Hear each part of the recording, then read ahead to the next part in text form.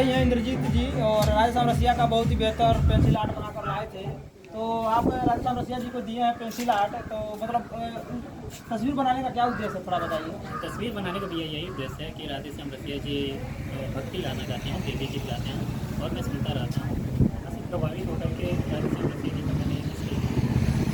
और चूंकि मोहित प्रोडक्शन को भी आए थे तो आपने सोचा आप चलेंगे वहाँ भेंट भी हो जाए। हाँ हाँ, मोहित भैया के स्टूडियो पे आए हुए थे, तो मुझे पता लगा है आपके माध्यम से, तो मैं सोचा हूँ कि उनको उनका तस्वीर उन्हीं के हाथों उनको उनसे अनबॉक्सिंग कराऊँ, उनसे पूछूँ कि उनको कैसा लगा।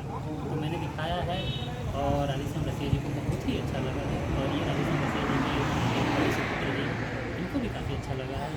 तो मुझे काफ़ी खुशी हुई वही है कि मेरी थोड़ी सी मेहनत एक बड़ी रिजल्ट मिल पाई है, खुशी मुझे मिली है जब गुरु जी ने बताया कि अच्छा लगा। तो साथियों, इनका आपका कला कैसा लगा कमेंट में लिख बताइएगा और मिलेगा किसी ने वीडियो के साथ। चलिए हम आपसे विदा लेते हैं। जय साथियों, धन्यवाद।